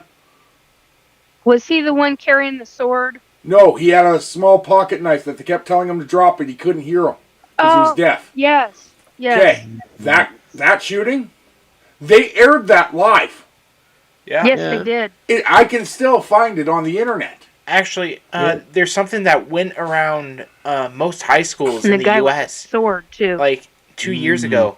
It was a video on Instagram of this guy getting his the flesh on his chest ripped off, and you could see his heart beating and blood going everywhere. Like that was super.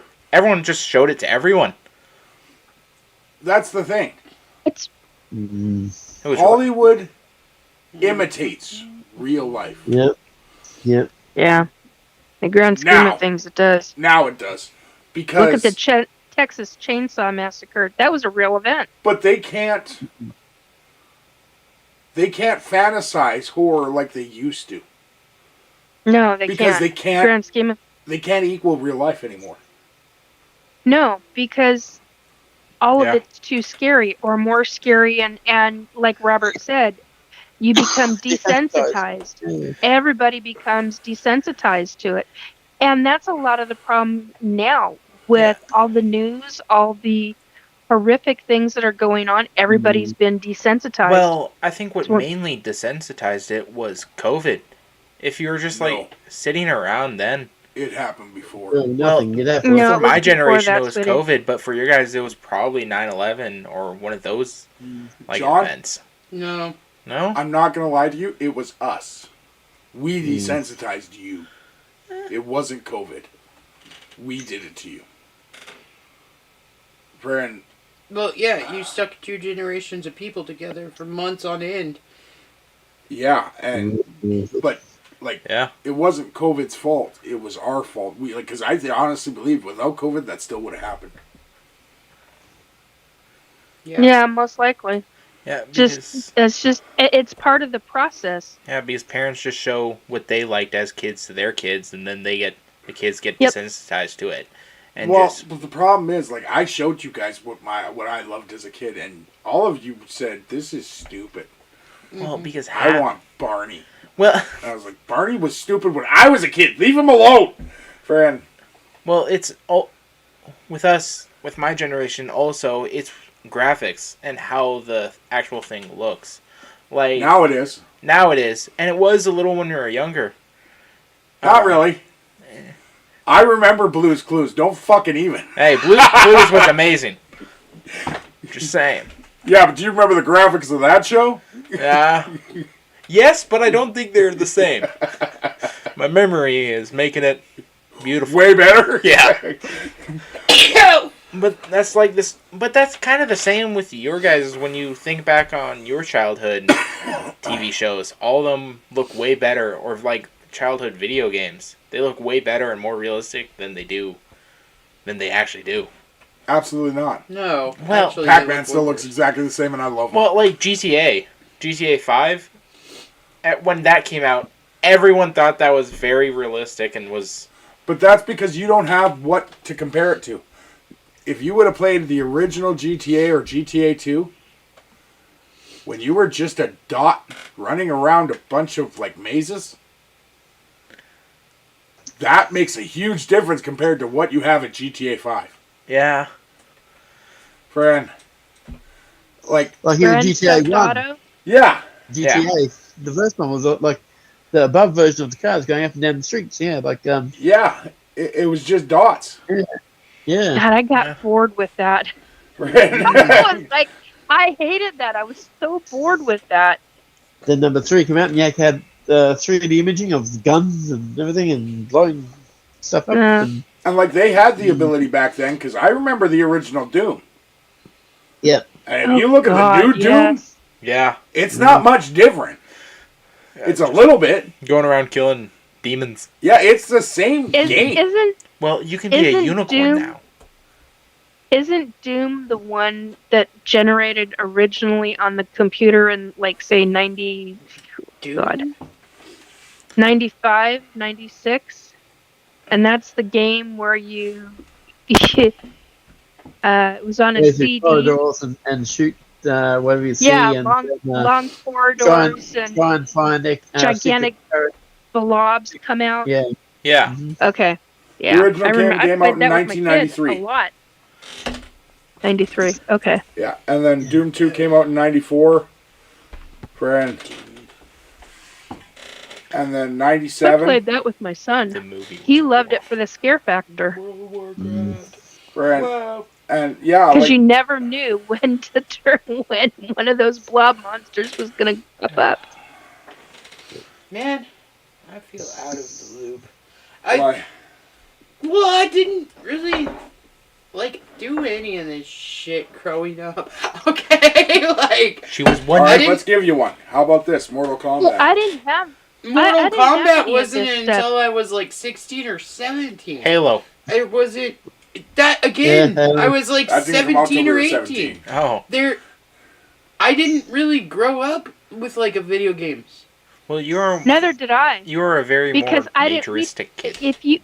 We also you- didn't in- grow up with a lot of TV shows. Like it just Yeah, you did. Matlock. In Well, my, yeah, in but my I mean- timeline, we were so poor that I did not have.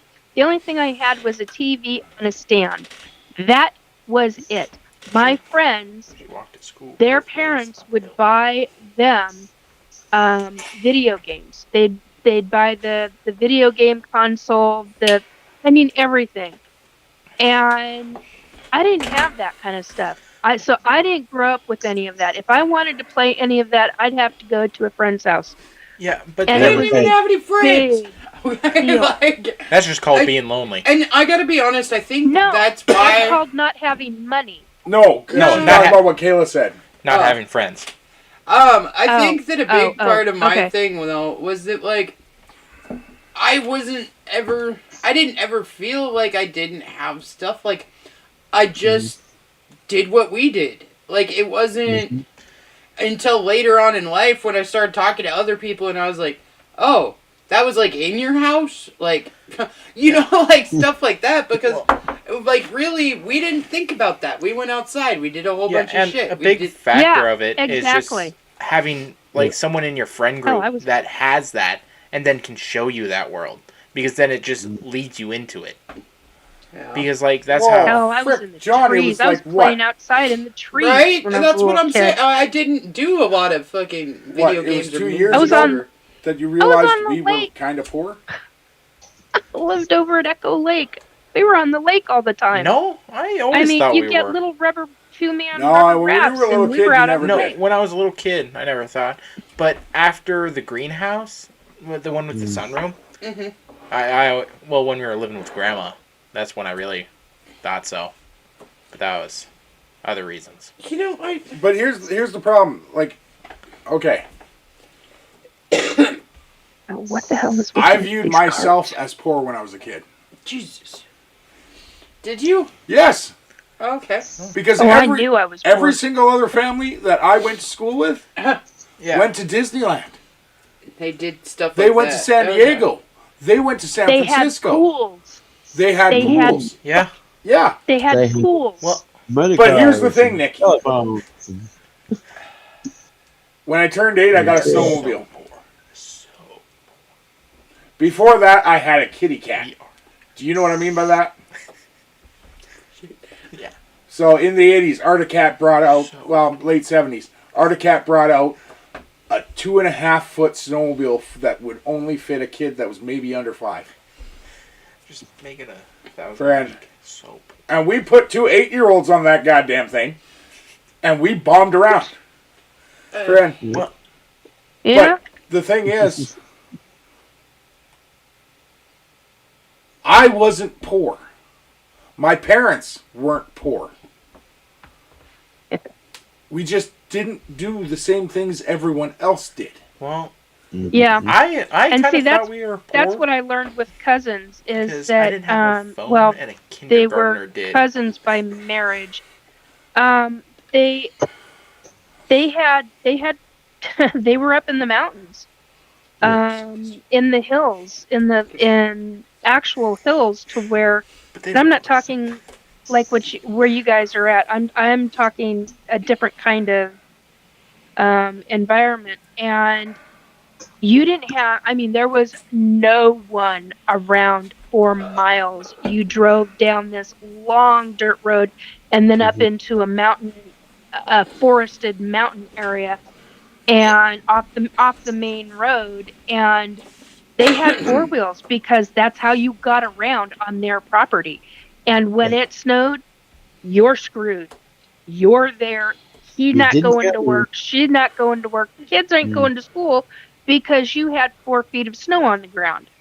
So things. Yeah, but then that's a I snow learned day. very You get very different things. People lived Swimming very it. differently in Skagit Sure, Valley in very different ways, and it was quite an eye opener for me. So, yeah, I can understand. And they didn't have. I mean, they didn't have the things that a lot of other kids had. Like, John, And you just so- said that's a snow day. Yeah, You had snow days. yeah. I didn't. Oh Jesus, that's because you Well, we grew didn't up. know that. No, when, like Okay. we would have No, snow days like as John students. Snow. As Yeah. students, they would shut down the school. But that was a day where I went to work then. Oh, And you God. walked both ways to school uphill. I know. Uphill. Yeah. Well, yeah, because the freaking avalanche hit the one side, so we couldn't walk that way again. Yeah. For- But no, you like, seen Mount Vernon High School? It's on a freaking. God, I hated that hill. Fran, Hated that. I worked with Grandpa from the age of 6. Well, I would have been willing to do that if someone had a shop. I couldn't get you to do chores. Screw you. Well, I was I working didn't have with a- my grandfather I didn't have a and my phone mom and a 6th when- grader did. in their shop. So. Neither did I. From the time I was, God, So poor. 5. My grandfather is the one that gave me my first job. Paid me in quarters Didn't do any of that shit.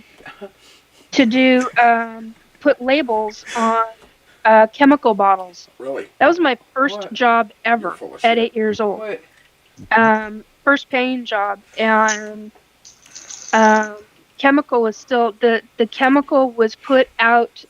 I think like 2 years earlier, and they were trying to mass market it into the Seattle area from the East Coast, and it's still a product on. It's not a very well known product Killed a like pig. it used to be, but it's called KRC7. It's I still think it's the best stuff for older sinks chickens. and tubs and all that kind of stuff. But Killed a rat. yeah, 8 years old, so I get it. I mean, you just do different things, and for me, Yeah. it was spending money. It got me my bubble gum. I loved bubble gum when I was a kid. I was like, give me bubble gum and the cigarette candy, and what else was the other one? A couple of others, and I bought gas. yeah. Well, I mean, when you're not. No, yeah, like at 6-year-old, I I filled got my my gas free tank in milk. the snowmobiles. Scoo. Like in the kitty Yeah, that cat. actually that makes sense. Yeah, like it. Dad paid for a lot, but the thing is, that's the one thing he always instilled with us. Anytime we got like something, like one Christmas, we got the Nintendo Entertainment System. It's probably Wow. it was 3 years after it came out. But Yeah, but you got it. when we got it, he said, "This year you guys don't get a Christmas bonus from the shop. This is it." And we're like, Yeah, "Cool, my son. fucking A!" Like, Yeah. You know, My okay. son was. the only thing that My sucked son was. was Dad bought 2 games. And one of them was for him. And I think he played it twice. Dad. I think he played that fucker twice. Yeah, but the fact that he got it just to have fun and enjoy, that's a big deal. My son got a, because we didn't have, in the 90s, we didn't have the money to get those kind of games. He was given the CD or the floppy disk that went into the old computer. Yeah. We had a secondhand computer, and somebody gave him, it wasn't a Game Boy. What the hell was it? It was like this second or third version of Nintendo. That's what it was. It was Nintendo. The 64. And I mean, that kid, 64. I mean, he loved it. It was one of the best things, and it's like, you do what you can, and then he absolutely loved Star Wars. And a husband and wife team that were very good friends of mine gave him the tapes, the original tapes to Star Wars, the original 3. And I think, matter of fact, I think I still have those tapes. They're off in storage somewhere. But I mean, they were well torn. I mean, I cried. I actually cried because it was a big deal. I mean, we were recording stuff off of TV just to be able to have certain things. So, I mean, I get it. When you get something and you find something that is very special or something that you really want, it becomes a very big deal. Yeah. I think kids now are very... Well, I know when me and my cousins were younger, something that we were, like, amazed and happy with was a trampoline. Because that was, like, the big thing at my grandmother's house, was a trampoline. Yep. And we used it to tell the time because... Yes, like a sundial. Yeah, because at a certain point, when the trampoline shade hits the tree, that's when dinner's done. Yep. The stupid part is, though, a year later I bought one for our house, and guess what? Well, we got older. It never got touched. We had technology. Was it the one with and covering insides? And we weren't really the same weight sizes, so we couldn't play the same games. Because, like, we would play this wrestling game that was so fun because we were all around the same size, some of us, and we were just like pick each other up and try and throw you off the trampoline.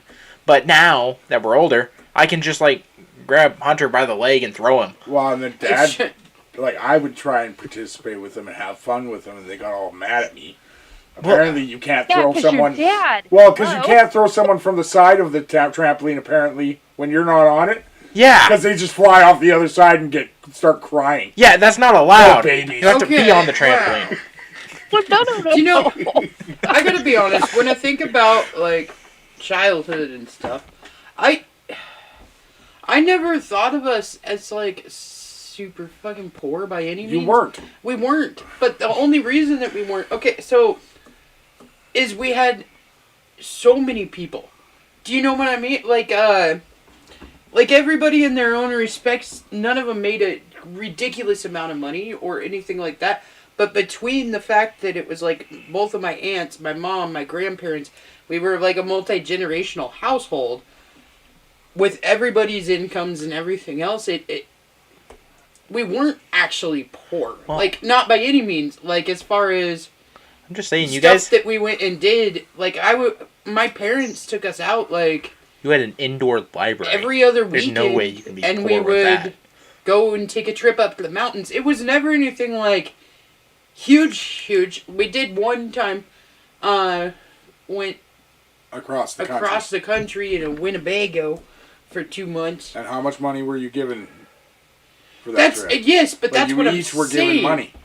Yes, but like what I'm saying is that like my mom saved for a long time for that, but we never needed for anything because we had so much family around that if you needed a pair of shoes for something or if you needed an outfit for something or whatever it was, somebody had the money to grab it, and they would take you and you would get it.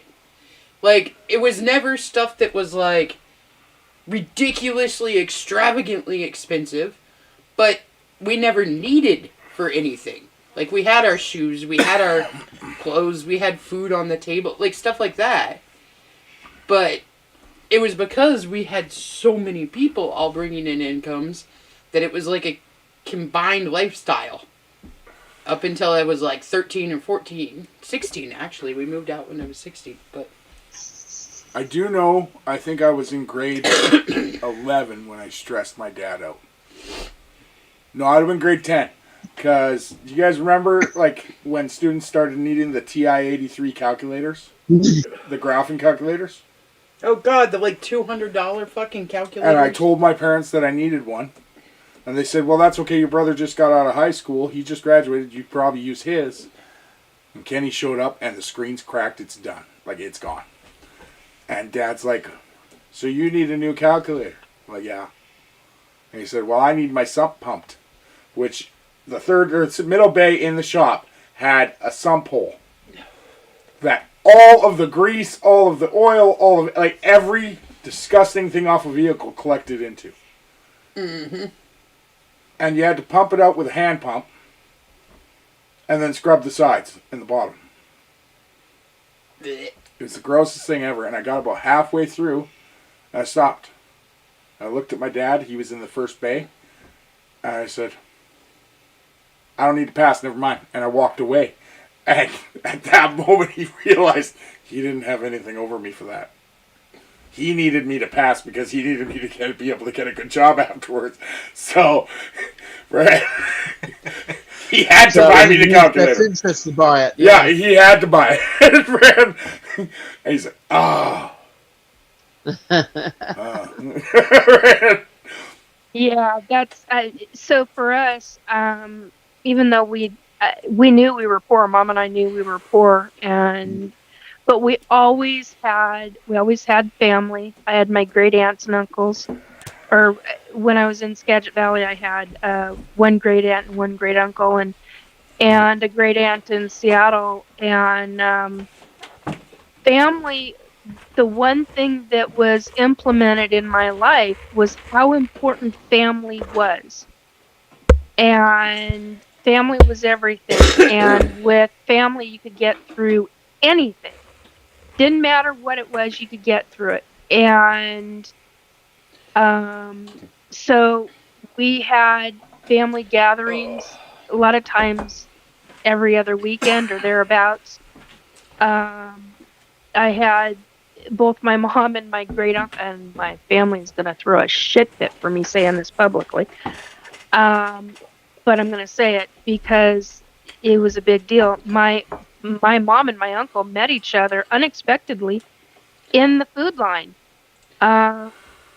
for government food handouts because it was such a big deal. I mean, they were both shocked that they unexpectedly found each other there, but and that was just how you survived. I mean, government cheese. Government cheese, milk, bread, peanut butter, and rice, and flour if you could get it, and anything else you had to buy. But I mean, it just it helped. But the thing is that we had a roof over our head. Mom worked for rent and electricity and laundry money and gas and all the basic essentials. And I worked during the summer so that I could have, and I started work at 13, I think, picking berries in the fields with, we called them Mick and Jean, but it was Mike and Jean's berry farms.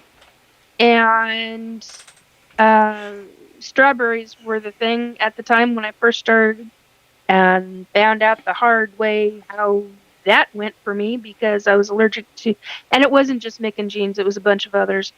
I found out that I was severely allergic to pesticides, so I couldn't be doing strawberries, but we found out the raspberries weren't sprayed the same way, And so I ended up for a number of years during the summertime, for years in fact, picking berries so that I would have clothes and shoes and socks and school supplies because mom couldn't afford it. And so that was how, I mean, it was a really big deal. So, oh my God, what the hell are you posting, Robert? Nikki, just a Oh, question. jeez. How many years do you think you picked berries for?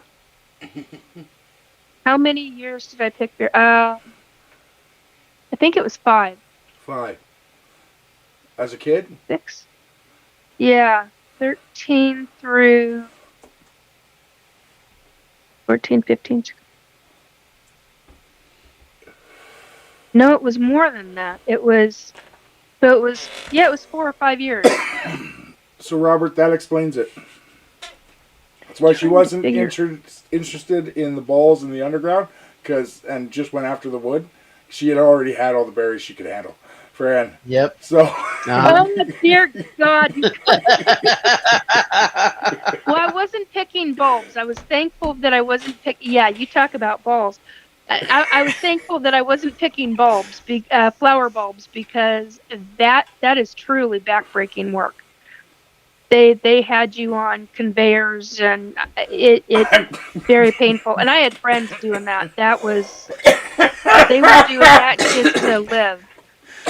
Sorry. So yeah, it is very different. If you could not work in a regular job, like in the like McDonald's or the grocery stores or the other locations, and most, like the McDonald's in Mount Vernon at the time, it was the only McDonald's at the time.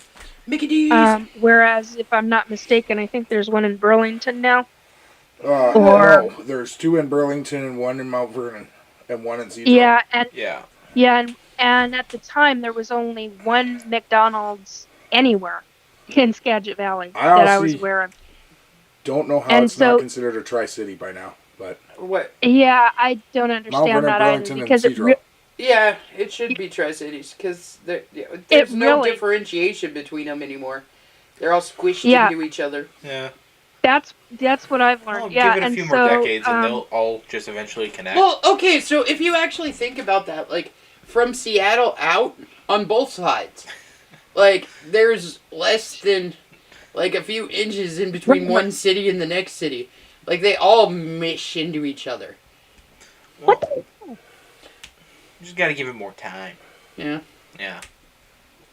So, what's our thoughts about next week's episode? Next episode. Oh my God. The next episode of our great adventure. No. Oh my God, I didn't realize it was that. Oh. Yeah, right? Frickin' Christmas, you people. I hate your murmur. Oh. Yeah, what is next week's? I didn't even realize we were that late. I found one of the berries that Nikki used to pick. Yeah, it was next to the wood. My mother picked blueberries. I did know. That's a blueberry, man. Although I did used to pick boysenberry and what's the other one that was across the river? God, I can't think. Loganberries. Loganberries. Logany berries. Yeah. Yeah. Picking God, Logan's those berries. Are tasty stuff. Yeah. And on that note, ladies and gentlemen, we do have to go. Yeah. Fran, this has been a great show. Yeah. It's been a live wire. Everything said tonight is canon. Okay? And just believe me, be thankful you can't read the other chat. Oh my God, that's true. Robert, John, and Cole have been posting some very You know what? I should pictures. almost restart our Patreon account and offer the live chat up, like our live messenger chat on No, for every show. Oh my goodness. No, don't do it. Get fans. No. I'm gonna get canceled on Twitter again. Oh, you're already canceled off Twitter. You actually can't get canceled for that because they're paying to see this crap. Oh yeah. So, and, They want to see the dino. like, What do you mean by canon? I've not heard that term. Canon means it is real now. It is the truth. Oh. 100% 100% true. So like how they bring out Nikki false stuff touching about wood. Star Wars and, or how Nikki likes wood. Yeah. Twigs and berries. She's into the twigs and berries. And big cocks. Frank and Beans. Frank and Beans. So And she likes yeah, that's canon now, Nikki. she likes to blow and sniff on them. Brett, I can this point right now. You soul cord tugging wood touching. Oh my god. He's going. It's no wonder the nymphs like her. The wood nymphs.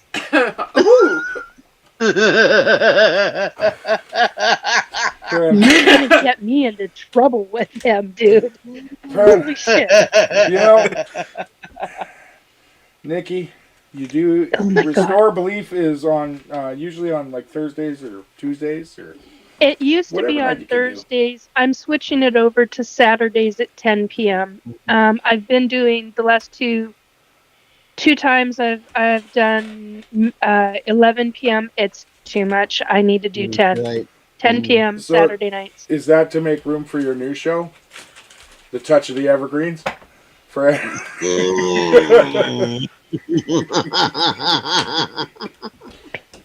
We No, could call I it consider Ballin' that- in Skagit County. Oh. I love you guys, but don't. Yeah.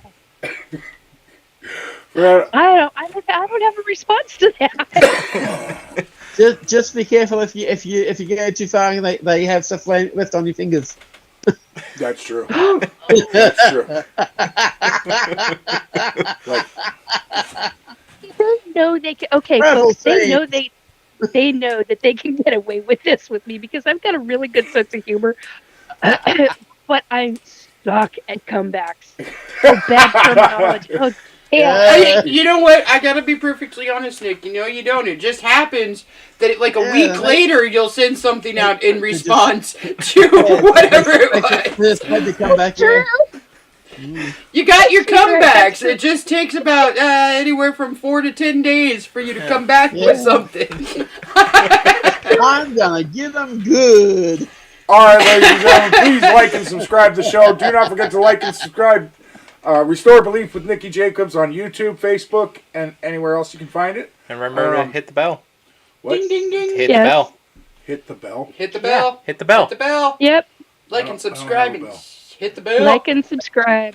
Oh, That bell that's down about there. Ding, ding, Yeah, ding. hit that one. Hit that Right. one. Go ding. The dinger ding. Ding. The ding ding-a-ling. You know all about this, Nikki. The ding ding-a-ling. all right, it's time for us to go. Good night, everybody. Nah. Have a good night. We'll see you next week. Bye, everybody. Wax on, wax off.